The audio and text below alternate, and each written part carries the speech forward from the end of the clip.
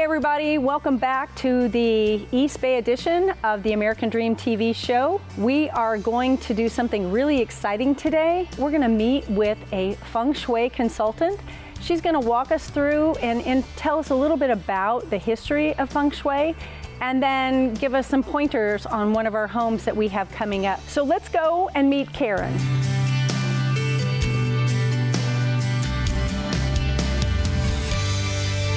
Karen, how are you? Hey, Kim, I'm fantastic. How are you today? Good. It's so good to see you again. I'm so happy to be here and talk about some Feng Shui with you. Absolutely. So Feng Shui, just really in a nutshell, was developed, at least 5,000 years ago.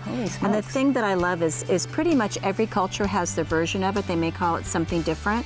But Feng Shui is really about bringing good energy and qi into your home. And so we want to build that feeling. And one of the first places we look at is the external part of the house. Okay. Because the front door and the front entrance is considered the mouth of the bagua, or the mouth of the home. Let's go to the front door. Let's go to the front door. Having a welcome mat, I would recommend that they get a new welcome mat. Okay. And it's a beautiful color pot. The color draws the eye in, but I would put a healthy plant in. And since this is shade, I would do something that is a shade plant that has flowers. And in this area here, right in front of the window, my recommendation, whether they choose to do it or not, would be to take all this plant material out and create like a little seating area here. From the street, it would open up the house, but it also is very welcoming. So would you like to go inside? Yes, let's go into the house. Okay.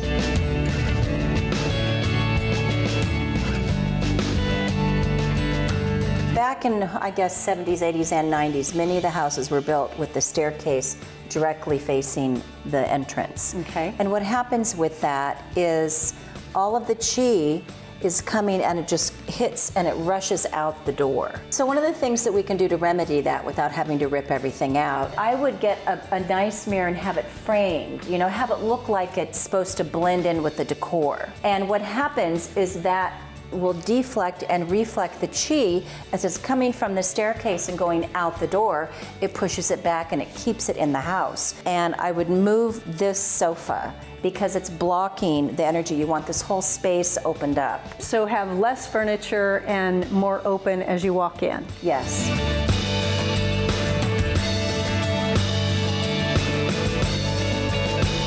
So what would you do in this room? All beds should be 3/4 of the way into the room, kitty corner facing the door. And when you're in a bedroom and you're sleeping, you want to have that space of safety. Right. But as a new buyer coming in, what it does is the energy just flows and it looks like, oh, this feels good. This is a place that I can sleep, I can rest. Okay. This can be my space. Got it. Yeah.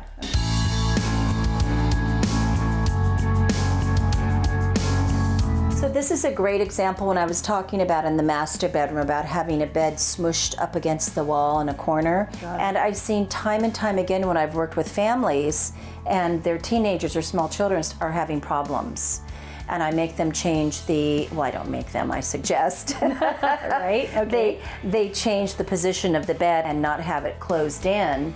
And it's amazing to see the difference it makes in the child's life.